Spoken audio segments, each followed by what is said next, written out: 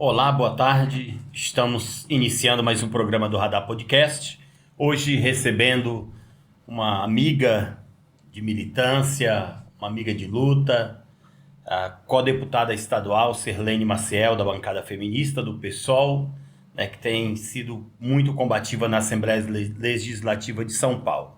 Mas antes de começar a minha conversa aqui com a Sirlene, eu quero pedir a você que se inscreva em nosso canal, que curta nossas publicações, que compartilhe, que nos ajude a divulgar esse trabalho que inicialmente começamos aí com a luta dos trabalhadores dos Correios, mas como eu havia informado, nós vamos estender para a luta do povo brasileiro, que é uma luta muito grande, é uma luta muito bonita, é uma luta de resistência. O povo brasileiro, às vezes as pessoas falam que o Brasil é um país pacífico, realmente o Brasil é um país pacífico, mas para chegar nessa qualidade de passividade, de pacífico, tiveram muitas lutas, muitos levantes e ainda hoje tem. É levante pela manutenção dos direitos trabalhistas, dos direitos previdenciários, dos direitos sociais, é levante por moradia, então todos os dias nós temos um levante na nossa sociedade. E o nosso programa está aqui justamente para levar a você, meu amigo, minha amiga, trabalhador, trabalhadora, esses levantes. Essas lutas que talvez você não conheça. São coisas que talvez não cheguem até você porque não interessa para a grande mídia divulgar. Então, pensando nisso que nós temos o Radar Podcast para ter esse diálogo com a classe trabalhadora, com os trabalhadores e as trabalhadoras, mostrando a luta e a resistência de cada trabalhador.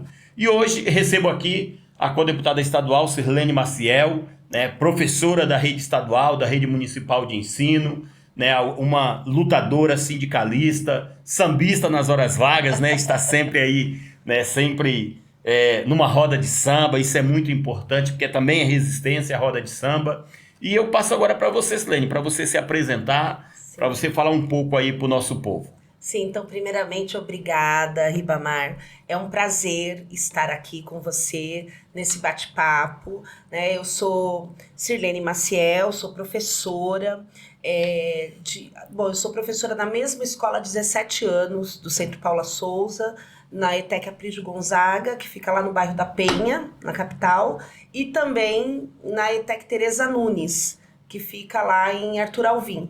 Então, tenho essa trajetória na educação, trabalhei na rede estadual também, trabalhei na rede municipal de São Paulo, são mais de 20 anos dedicados à educação como professora, no chão da escola pública.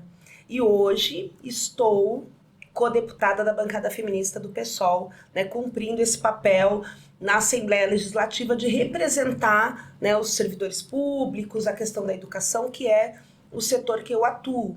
E também, como você disse, eu participo de um movimento das mulheres do samba, da participação das mulheres do samba. Então, eu faço parte do grupo Elas no Samba, que é um grupo de mulheres da Zona Leste de São Paulo. Você também foi diretora da Uni. Fui. Faz tempo, hein? Também fui diretora da Uni, que é onde boa parte da militância sindical, da militância popular, ela inicia a sua militância, que é no movimento estudantil. Como foi militar no movimento estudantil e depois ir para o movimento sindical? Então, eu comecei, na verdade, a minha trajetória política quando eu era secundarista, lá na escola Nossa Senhora da Penha, que na época nós chamávamos Estadual da Penha, quando eu ingressei no Grêmio. Eu fiquei pouco tempo, porque eu sofri assim, uma repressão do meu pai, da minha mãe, que falaram: o que é isso? Você é muito nova, você está participando, está em cima de caminhão de som. Eu não voltava para casa no horário da escola, porque eu ficava para as reuniões do Grêmio. E aí ali eu interrompi essa trajetória, mas foi o meu primeiro contato com o movimento, fruto de uma ação de um professor. Então eu sempre me lembro muito bem disso, que o meu professor de física foi o professor que incentivou essa participação. A gente reclamava de uma série de questões, a gente não tinha professor, tinha muitas greves na época de professores, eu estou falando de 1992, 1993, e nós reclamávamos e ele disse: vocês têm que parar de reclamar e fazer alguma coisa. Então, ele ajudou a formar o Grêmio, enfim. E depois disso, eu fui me unir ao movimento estudantil novamente na universidade, né?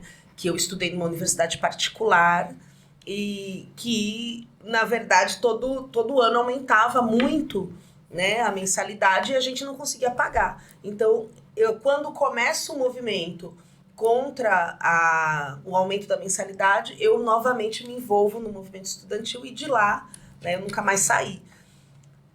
Quando eu me formei, eu já tinha essa perspectiva, né, de luta, de organização, eu já estava organizada, eu já tinha passado pela direção da Uni, pela direção do centro acadêmico, então eu já, assim que eu ingressei no Estado, eu já me filiei à PUESP e já comecei a participar, né, da subsede lá em Guarulhos, na cidade de Guarulhos. Então, para mim, sempre foi, né, a escola, assim, política, para mim, foi o movimento estudantil.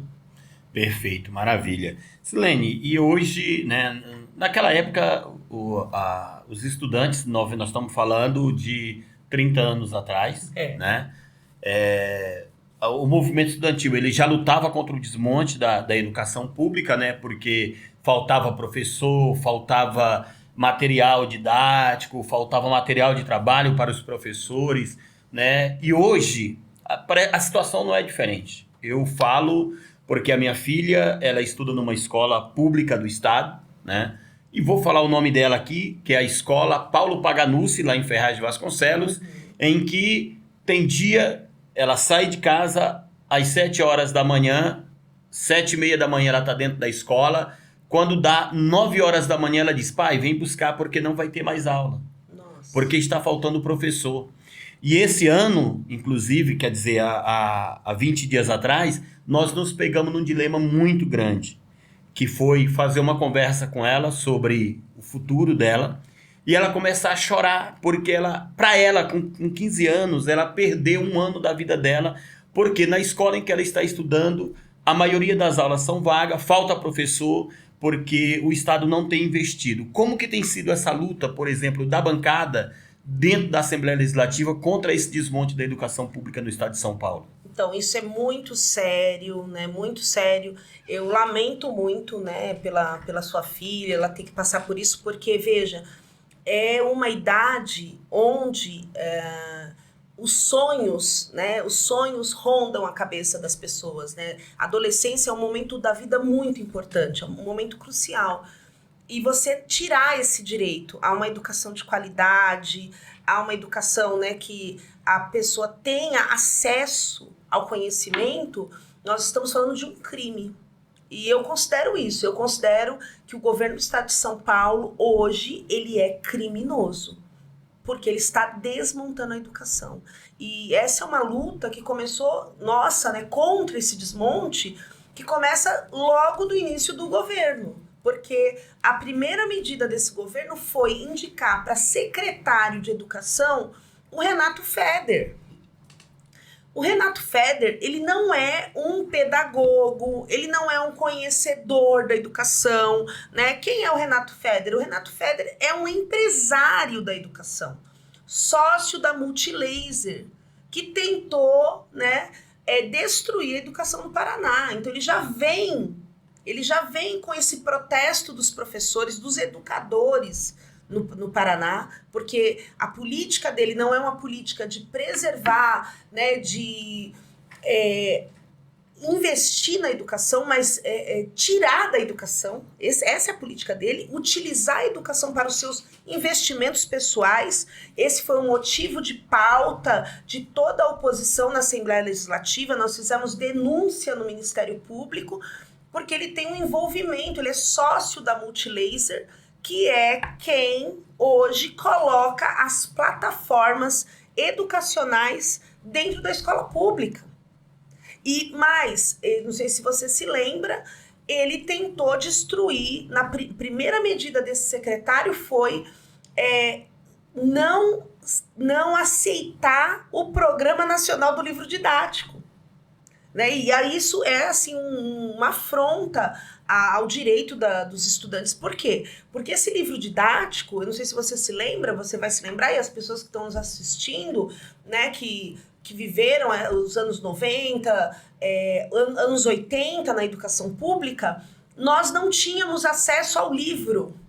O meu pai, por exemplo, ele tinha que comprar o livro, ele comprava para minha irmã, o da minha irmã ficava para mim, de mim para minha outra irmã, ou então nós comprávamos dos colegas das outras salas, porque era muito caro o livro e a gente não tinha acesso a esse livro.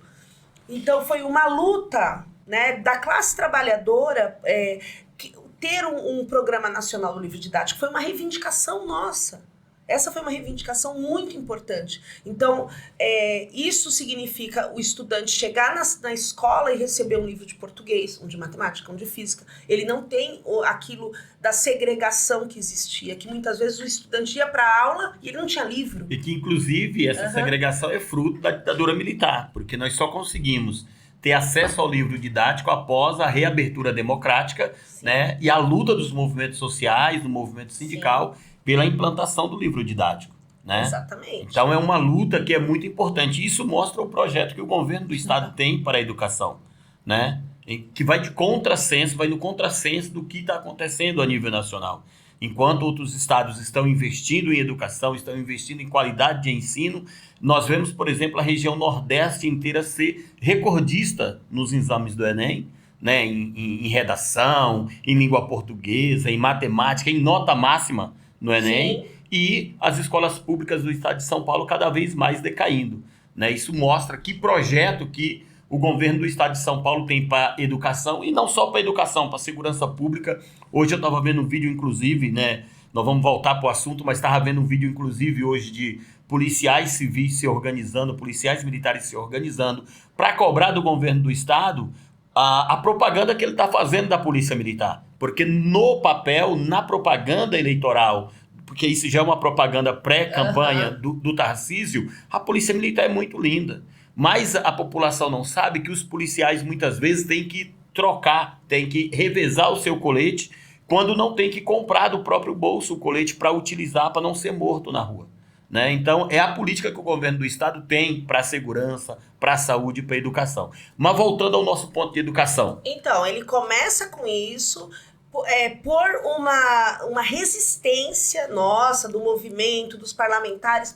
Ele teve que recuar, porque era uma afronta, mas então, os estudantes recebem o livro hoje, do Programa Nacional, mas ele não é utilizado. Porque o mecanismo que é obrigatório dentro da rede estadual é a plataforma. E essa plataforma, desculpem, mas é um lixo.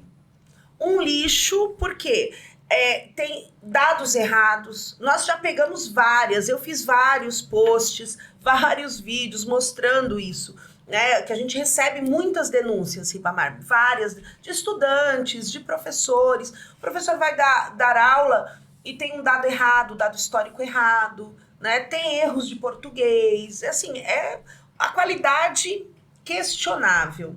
E o professor, ele é obrigado a usar a plataforma. A usar, senão ele é punido. E aí, o que acontece? Você está atacando a autonomia docente, né? A liberdade de cátedra. O professor, quando ele vai para uma universidade, ele aprende o quê? A preparar uma aula, a avaliar um aluno. Isso é uma parte pedagógica, né? E uma plataforma não tem essa... Ele chega lá, ele não prepara a sua aula mais, ele não pode fazer avaliação. Ele é o quê? Ele é um robô do governo. E aí os professores estão adoecendo.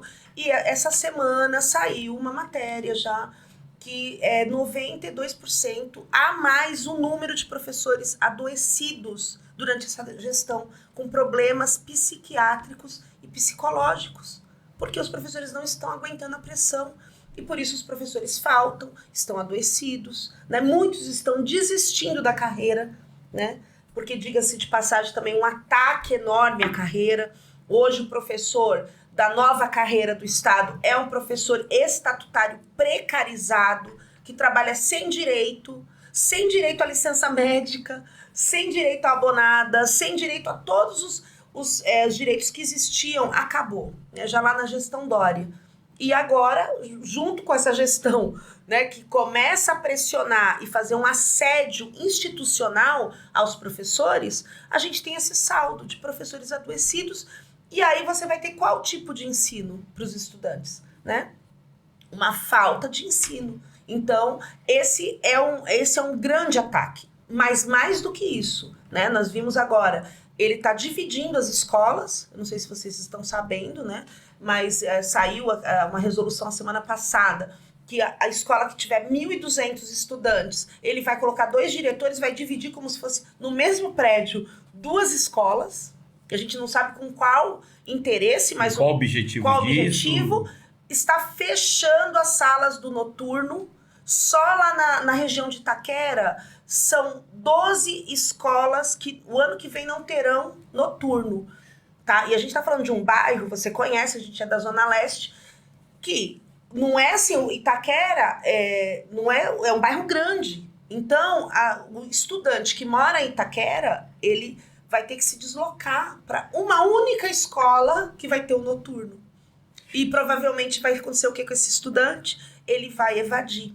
E aí eu lembro, assim, eu, por exemplo, tive que ir com 15 anos, 16 anos, eu tive que sair da escola no período matutino e ir para o noturno para poder ajudar meu pai a trabalhar. Então, se eu estivesse nessa situação, eu não teria me formado, porque eu não teria escola. Hoje é essa situação.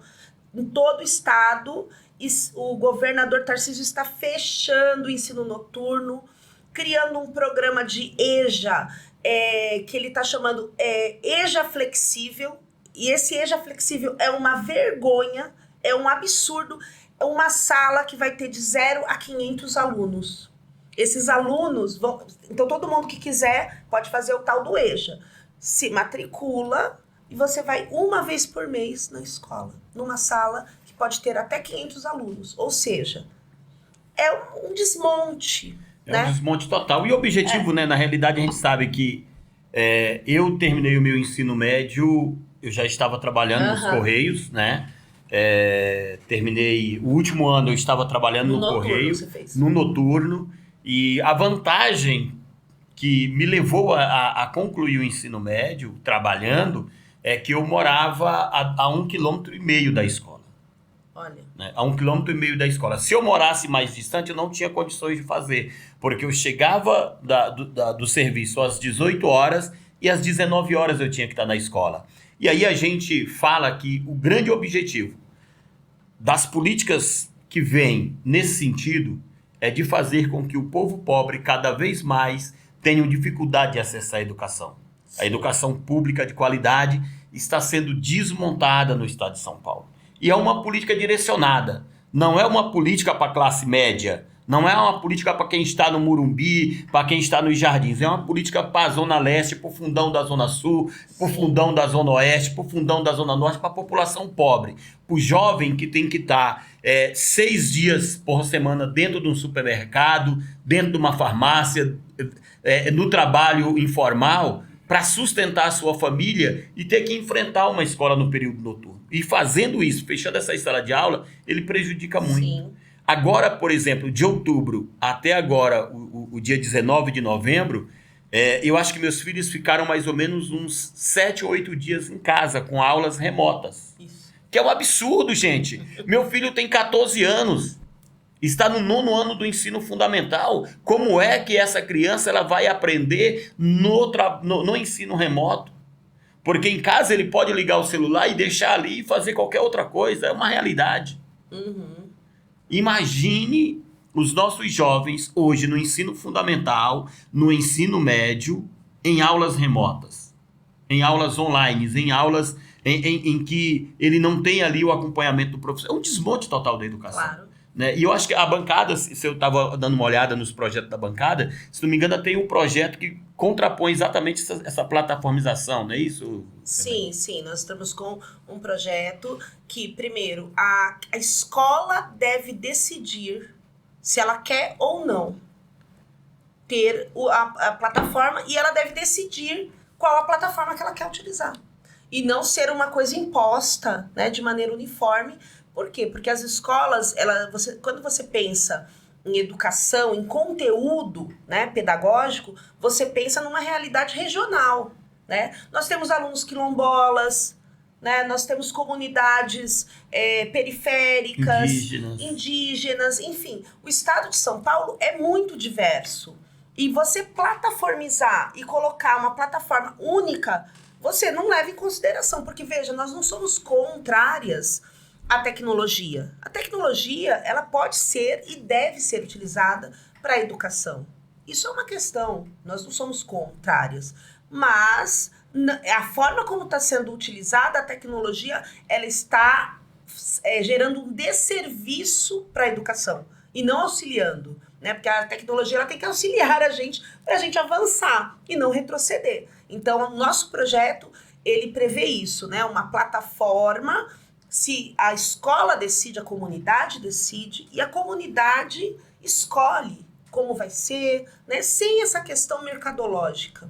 Porque hoje o que a gente vê é que tem muita gente interessada em colocar plataforma na escola para ganhar dinheiro, né? Porque o governo paga por essa plataforma, né? É disso que se trata. Ele paga por uma plataforma que ele escolheu e que não atende à necessidade das comunidades. Então, nós apresentamos esse projeto, né? Ele está tramitando na Assembleia Legislativa e nós esperamos que ele seja aprovado tanto pelo conjunto dos deputados, e que o governador sancione também, né, para que a gente possa começar a discutir uma educação de qualidade no estado de São Paulo. Porque o projeto, né, além de tudo isso que já foi falado aqui, é um projeto também extremamente autoritário, né, de escola cívico-militar, as quais, né, nós já temos aí proposta de 100 escolas em todo o estado de São Paulo, né, escolas que vão colocar policiais reformados, né, ou seja, policiais aposentados, para dar aulas de conteúdos que não são pedagógicos, conteúdos como disciplina e outros conteúdos que não tem nada a ver, ética, que eles não têm formação. Começo daí. A gente não tem nenhum problema com o policial. O policial ele deve trabalhar e servir a população na segurança pública e não dentro de uma escola, porque ele não tem preparação para lidar com crianças e muito menos adolescentes. Né? A gente já teve aí a semana passada um caso em Goiás, né, de uma escola cívico-militar, que o militar foi para cima do estudante, o professor militar foi para cima do estudante, bateu no estudante. Então, assim, escola não é lugar de violência, né? Nós queremos uma cultura de paz. Para aprender é preciso, né, ter um diálogo, não tem como você aprender na porrada, isso é ideia de militar, é a ideia da ditadura, e nós somos totalmente contrários, porque isso não resolve, ninguém aprende na porrada, isso já é comprovado, né? A escola é um lugar de troca, né, de interação. Então, a escola cívico-militar, que vai ser implementada aqui no estado de São Paulo, ela tende a ser mais um retrocesso. E não é à toa, eu falo, né, que o governador Tarcísio ele é contra a educação, porque a semana passada ele declarou que não é preciso diploma para ingressar no mercado de trabalho. Não sei se você chegou a ver isso. Declaração ridícula. Né? Não precisa de diploma, mas eu pergunto, o filho do governador, ele cursou a universidade, está na universidade? E onde? Né? Ele teve um diploma, ou ele pretende ter um diploma, ou não precisa? Né? Porque assim, quando você nega o ensino básico para a classe trabalhadora, para os filhos da classe trabalhadora, você nega também a perspectiva dele ir para uma universidade. Né? Depois ele vai fazer um cursinho EJA, como ele está querendo cursinho à distância, né? Totalmente desprovido de conhecimento, de professor, de acompanhamento, para fazer o que? Para pegar um diploma de ensino médio e não querer ingressar, né, numa universidade. Então, essa fala dele demonstra qual é a política do governador para a educação. É um desmonte total, né? E combinado, aí a última coisa que eu vou falar sobre esse tema é o que eu passei, todos nós aqui, população, professores, estudantes, que foi ver esse governador, né, totalmente autoritário, né, com uma sanha privatista, indo para a Bolsa de Valores vender escola pública. Foi uma coisa que eu jamais imaginei na minha vida, porque quando as pessoas falam privatização, você pensa, né, que a pessoa vai privatizar empresas, você até pensa, nós somos contrários, mas você nunca imagina que vai privatizar uma escola, né? E hoje nós vimos isso, ele vendeu escolas na Bolsa de Valores e pretende vender mais escolas. Então nós estamos diante do quê? De um desmonte privatista. Além das plataformas, agora nós já vamos ter, a partir de 2027, escolas que vão ser geridas pela iniciativa privada, né? Então, e o próprio diretor, ele não vai ter mais nenhum papel dentro da escola. Porque o diretor nunca teve papel pedagógico na educação. Na SEDUC nunca teve, nem na SEDUC, nem no Centro Paula Souza. Os diretores, eles organizam a escola. Porque eles são gerentes da escola. Exatamente, porque se você não tem essa organização, como que você trabalha? Né? Então, cada um tem um papel dentro da escola. Ele está desorganizando o papel, né, a função social do diretor. Porque quem vai fazer as compras dos materiais é uma empresa privada. Quem vai construir a escola é uma empresa privada. Quem vai lidar com a merenda é uma empresa privada. Ou seja, toda a função do diretor foi esvaziada. Então, ele vai ter um gestor privado dentro da escola pública, né? Com interesses privados, com interesses mercadológicos, né? Porque quando a gente fala, por exemplo, do problema da merenda, eu penso assim, se você vende merenda para a escola, você quer ter lucro, né? Uma forma de você ter mais lucros é você mandar cortar a maçã pela metade, é você racionar a quantidade de comida que o estudante come. Nós vimos isso na gestão Dória na Prefeitura de São Paulo, com crianças recebendo a merenda escolar e recebendo a marquinha na mão para dizer, olha, esse já recebeu a merenda, ele não pode voltar para a fila novamente. Sim. O que é um absurdo, porque boa parte das nossas crianças, ainda hoje, elas frequentam a escola por conta da merenda escolar, por conta da alimentação escolar. E é por isso justamente que o governo federal tem um programa de alimentação escolar para que a qualidade da alimentação escolar ela seja cada vez melhor, para que cada vez mais as crianças tenham alimentação saudável, para que elas tenham realmente direito a essa alimentação, tenham o direito a um café da manhã na escola, tenham direito a um almoço na escola. E quando você faz isso, você vai realmente totalmente contrário àquilo que é o objetivo do programa de alimentação escolar, né? E é um absurdo, é uma coisa que nós temos que realmente combater, e combater, inclusive, com veemência, né? Sim, essa foi também uma luta, né, contra a ditadura militar no Brasil. Porque, você se lembra, a gente não tinha almoço nas escolas. A gente não tinha almoço nas escolas. Isso é muito novo. Porque eu lembro que em 2015, há 10 anos atrás, os estudantes das escolas técnicas estavam numa ocupação do Centro Paula Souza, ocupação das ETECs, exigindo almoço. Porque na escola técnica não tinha almoço até 2015. É uma vergonha.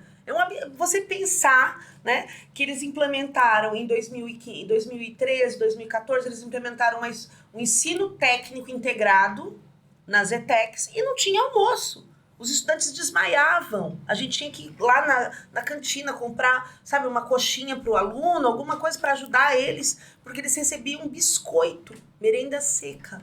Isso em 2015. Então, assim, veja que a merenda ainda é uma política pública, né, que precisa ter o investimento, né, dos estados. Porque, assim, há uma política nacional hoje, do governo federal, da questão da merenda, do incentivo, né, aos professores. Agora, nada vai acontecer se a gente tiver esse governo, né, que é um governo que hoje ataca a educação pública, não se preocupa com a alimentação das crianças e jovens, e a gente sabe que sem alimento não tem como as crianças aprenderem, porque uma barriga vazia não consegue fazer uma conta de matemática. Não consegue, gente. Isso é básico, né?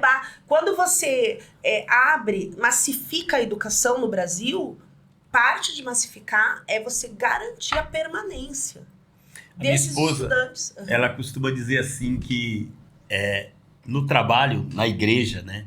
No trabalho missionário, você tem que sair com um folhetinho para entregar para a pessoa que você quer evangelizar e com um pãozinho, uma garrafinha de café com leite, um chá. Por quê? Porque quem está em situação de rua tem fome. E quem tem fome não consegue imaginar um futuro sem antes matar a sua fome. A educação é a mesma coisa. Como que o jovem ele vai sair da sua casa com fome muitas vezes de manhã, porque o pai, a mãe tem que sair de madrugada para trabalhar, para produzir, para construir a sociedade que nós temos. Muitas vezes não consegue deixar um café preparado, quando consegue, às vezes é um café precário por conta da situação, tem que pagar aluguel, tem que pagar transporte, tem que pagar vestuário, o dinheiro que recebe não dá, e aí quando chega na escola, a escola também, o Estado que deveria prover, não provém, né, da forma correta para as crianças, para os jovens. Então, acaba que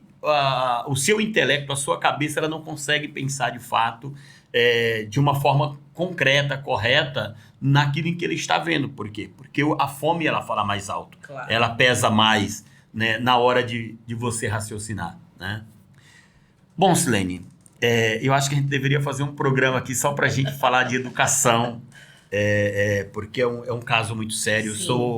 Embora eu não seja professor, mas eu sou apaixonado por educação, tanto é que lá na nossa comunidade hoje, na nossa igreja, nós temos um projeto de educação de jovens e adultos, por perceber que dentro da nossa igreja nós temos pessoas que não tinham ou não aceitavam uma oportunidade de fazer uma leitura bíblica porque não sabiam ler.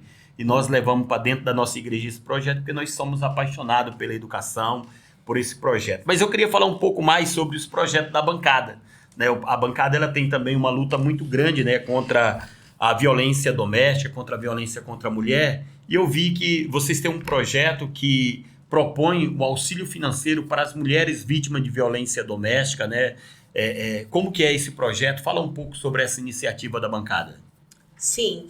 O que acontece é assim, a gente sabe que muitas mulheres, elas sofrem a violência e elas já não trabalham, dependem, né, do marido que faz a violência, e elas não têm como recomeçar a vida, né, numa situação de denúncia, que é o que a gente sempre fala, né, o primeiro passo contra a violência, contra o feminicídio, né, contra a violência psicológica é a denúncia.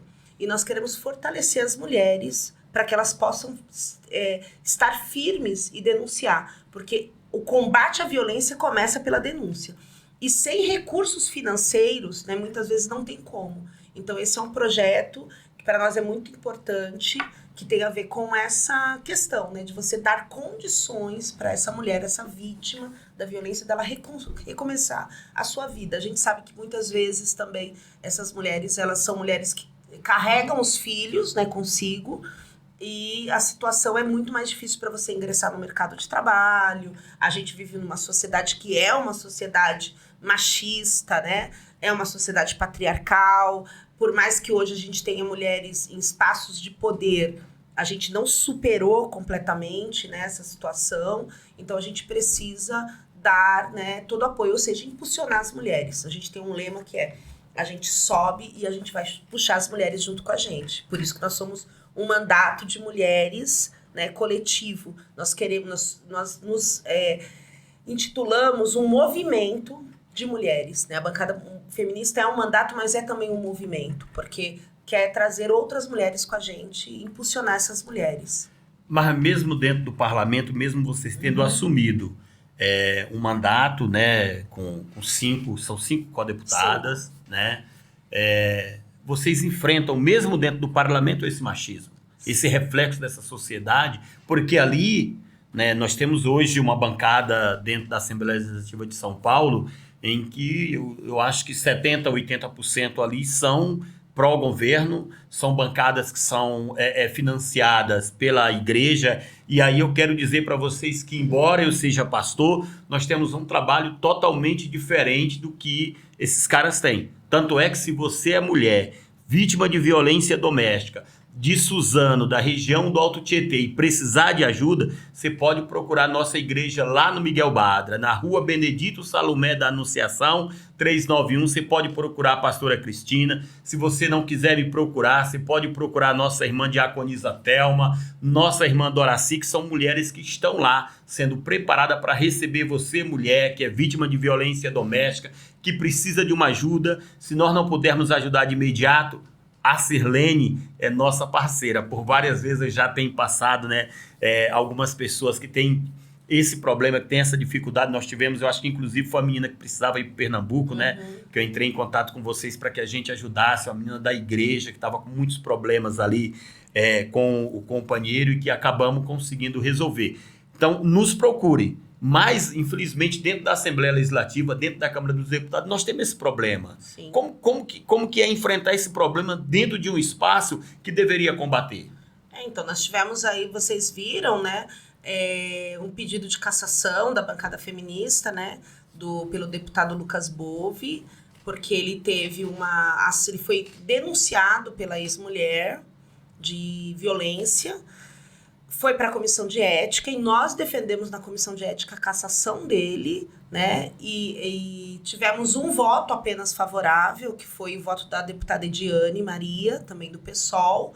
E aí ele entrou com pedido de cassação da bancada feminista, porque nós estávamos denunciando ele por uma ação de violência contra a mulher. E ele não só ele tenta cassar nosso mandato, como ele o tempo todo ele grita com as mulheres deputadas. Tem vários vídeos dele na internet, gritando com a nossa companheira Paula Nunes, gritando com outras deputadas, né, com a deputada Mônica Seixas, com a Ediane, com todas as mulheres ele grita, né, assim, ele demonstra o machismo dele, né, o tempo todo, assim, não tem, ele nem disfarça, né, já tem a ação da ex-mulher, né, que foi comprovado, inclusive agora, né, tá nessa fase aí do processo. Ela tem feito vários vídeos declarando, né, o problema da situação, já virou um inquérito policial, ele está sendo investigado por esse crime de violência contra as mulheres, e ele segue na Assembleia Legislativa, né, fazendo isso com as mulheres deputadas eleitas, né, para a gente ver como que é nefasto o machismo, né? Porque não tem o menor respeito pelas mulheres, é uma questão de você duvidar o tempo todo da capacidade da mulher, né? De você não ouvir, não querer ouvir as mulheres. Nós tivemos também o caso da Isa Pena, né? Sim, caso escandaloso. Teve um caso escandaloso, foi de assédio. O caso da Isa Pena foi, inclusive, de assédio sexual dentro da Assembleia Legislativa, para a gente ver como é esse lugar, né? Agora, a população elege os seus representantes, né? E nós somos maioria, as mulheres são maioria. Então, é preciso, né, que a gente faça esse trabalho de conscientização, da necessidade da gente ter mais mulheres negras, porque a gente vive num país que, além de ser um país extremamente machista, que tem aí o 5º país do mundo, né, número de feminicídios, que é uma vergonha, um absurdo, ainda é um país também racista, né? O país pacífico é o país que mais mata mulher pelo mundo. Exatamente. Então, é tudo isso. Então, esse problema, ele tá posto. Eu falo sempre assim, né? Tá na Lesp. A Lesp é um espaço de poder que foi dominada por muitos anos apenas pela elite brasileira, homens brancos da elite, né? Nós estamos hoje na Assembleia Legislativa furando um bloqueio, né? Que é, na verdade, mulheres trabalhadoras. A gente tem uma bancada do PSOL exemplar de companheiros e companheiras trabalhadoras e trabalhadores, que tem um papel muito importante lá. Tem a bancada do PT, né? Tem a Alessi Brandão, do PCdoB. Então tem uma bancada de oposição que fura esse bloqueio, mas nós somos minoria, né? Então a elite e a sua representação, ela está em maioria lá. E essa elite, ela não está a favor do povo. Então, a gente precisa, né, acordar para essa realidade e mudar essa realidade. É fundamental, né, que a população de São Paulo eleja representantes da população. Você precisa desbloquear seu iPhone antes. Tá denunciando aí o aparelho. Beleza, precisa desbloquear, tá bom. Ai, meu Deus. Vai lá. Então a gente precisa ter essa mudança, a gente precisa ter mais mulheres. E assim, eu sempre falo isso, né? A mulher, somente uma mulher pôde fazer uma legislação de licença maternidade, direitos reprodutivos. Contra a violência. Contra a violência. São as mulheres que vão pensar, porque são problemas nossos, né? São problemas que tem que ser colocado à mesa, a gente precisa lutar por eles, garantir essa pauta. Então, é fundamental as mulheres, porque a gente tem duas leis fundamentais importantes, né? A Lei Maria da Penha e a Lei do Feminicídio no Brasil. Mas, assim, a gente, mesmo tendo as leis, a gente ainda esbarra, né, no aumento do número dos casos da violência. Então, tem outros problemas aí. Não basta só ter a lei. Nós precisamos ter mulheres para implementar essa lei. Nós precisamos empoderar as mulheres no sentido, né, de dar voz às mulheres, de dar lugar às mulheres. Então, eu penso isso, que o nosso mandato ele tem cumprido esse papel, né, de ser uma voz da mulherada na Assembleia Legislativa e desse embate, desse enfrentamento que não é fácil, né, que é bem difícil, mas que a gente não vai desistir, não. A gente não chegou para voltar para trás, né? A gente vai para frente. Maravilha, Silene. Bom, nós estamos chegando ao final do nosso programa, passa muito rápido o tempo. Eu quero pedir novamente para você compartilhar. Você que está assistindo aí pelo Facebook, compartilhe. Você que está assistindo no YouTube, compartilhe, nos ajude a levar essa programação, esse programa mais à frente. Queria agora que você fizesse as suas considerações, certo? Quero te agradecer por estar aqui juntamente conosco neste dia. E fale um pouco sobre a perspectiva para 2026, sobre a importância empírica de derrotarmos Tarcísio em 2026 e o projeto privatista e de fim do Estado que ele tem para São Paulo. Então, primeiro que assim, foi um prazer, é sempre um prazer conversar com você, né? Então, eu agradeço muito, né, esse espaço, essa oportunidade de estar aqui nessa conversa. E quero dizer o seguinte, que nós temos uma tarefa, né, para o ano que vem, que é uma tarefa assim, muito importante, né, para o estado de São Paulo, para o Brasil. Primeiro, nós precisamos evitar os retrocessos, né?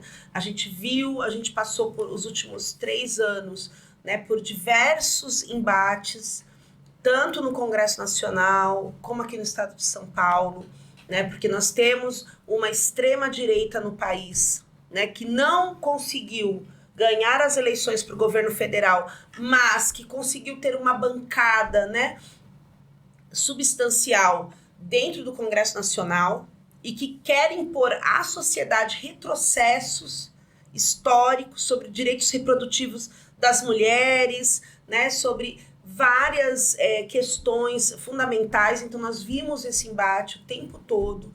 Aqui no estado de São Paulo, né, o saldo de eleger um bolsonarista, né, chamado Tarcísio de Freitas, é um saldo que coloca o nosso estado, né, um grande retrocesso. A privatização da Sabesp, né, eu vi hoje na televisão que já são 700 mil denúncias de vazamentos de água da Sabesp.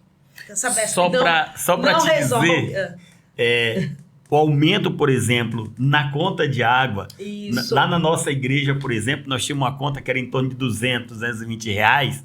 Esse último mês agora foi para 480 reais. E a maioria do povo está assim, vítima da privatização. Aumento, cheiro ruim na água da torneira. Minha mãe falou, olha, cheira aqui essa água. A água tá cheirando mal na torneira, tá? Já teve aí o anúncio da própria Sabesp que vai pegar água do esgoto para tratar, para colocar para a população beber. Isso pode gerar uma série de problemas de saúde à população, né? Então, assim, um total descaso desse governador vendendo um patrimônio público, aliás, para uma empresa que não é uma empresa de saneamento básico. Ele vendeu a maior empresa de saneamento de água e esgoto, saneamento básico da América Latina, para uma empresa de eletricidade, que não entende de água, de esgoto, de saneamento básico. Começa daí e os problemas estão vindo e virão, né? Então, assim, isso é um saldo.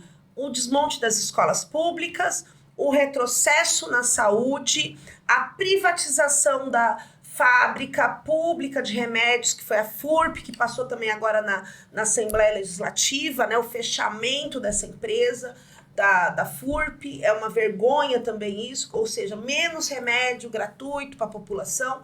Então, são um desmonte do serviço público com planos de carreira, que ele está revendo todos os planos de carreira dos servidores. Ele começou com o desmonte dos pesquisadores, ele desmontou o plano de carreira dos pesquisadores do estado de São Paulo, já passou isso pela LESP. Ele pretende agora desmontar toda a carreira de todos os servidores com a reforma administrativa estadual, né, que vem no bojo da reforma administrativa federal, que é um retrocesso enorme para o serviço público. Quando você ataca o servidor, você ataca a população que precisa do serviço. Então, nós estamos vivendo em São Paulo um retrocesso. Tem como parar esse retrocesso? A gente precisa, né, ter aí uma mudança de governador, né? uma bancada, ampliar a bancada de oposição na Assembleia Legislativa o ano que vem, no processo eleitoral que vai ter, eleger novamente o Lula, né? Para continuar fazendo uma ótima gestão pública, né? E garantir os direitos da classe trabalhadora. E a gente precisa mudar o Congresso Nacional, isso é urgente, e mudar a Assembleia Legislativa aqui em São Paulo, né, para a gente poder garantir os direitos dos trabalhadores. Eu acho que é isso. E, sim, a gente sempre tem que pensar na perspectiva de colocar a mulherada à frente, né, as mulheres negras, a população periférica, que é quem, né, tem que ter voz para poder mudar nessa situação e combater a extrema-direita, porque o que a extrema-direita quer é a nossa morte. Né? Por isso que a gente tem genocídios, enfim, uma polícia militar, né, cada vez mais agressiva, impositiva, autoritarismo de diversas formas. Então, para combater isso, é necessário, né, a gente realmente derrotar nas urnas a extrema-direita. Acho que é isso, né? Acho que essa é a principal tarefa de todo o movimento social, dos lutadores, dos mandatos, é a gente colocar para correr essa extrema-direita retrógrada, né, que não pode ter voz aqui no nosso país. Maravilha. Bom, quero agradecer você, meu amigo, minha amiga, que tem participado das nossas programações, que tem compartilhado. Eu tenho visto que os compartilhamentos estão bons. Continue fazendo isso, nos ajude a continuar transmitindo esse programa com mais qualidade e com mais pessoas assistindo. Hoje eu estou aqui com uma camisa, né, que é também contra a privatização dos Correios. Como você sabe, né, eu sou o trabalhador dos Correios, estamos enfrentando aí uma grande luta contra a privatização dos Correios. E tem uma pergunta que nós fazemos: Correio está em crise? A culpa não é dos trabalhadores. Então nós fazemos aí, né, um pedido ao presidente Lula que faça um investimento nos Correios, porque durante todos esses anos os Correios repassou lucro para o governo federal. Então está na hora do governo federal fazer um aporte para que os trabalhadores não sejam atacados e para que a população não perca o seu direito a ter a sua encomenda chegando com qualidade, com eficiência na sua casa. É isso aí, muito obrigado. Quero agradecer a todos vocês que nos acompanharam. Continue nos assistindo, continue compartilhando e que Deus nos abençoe.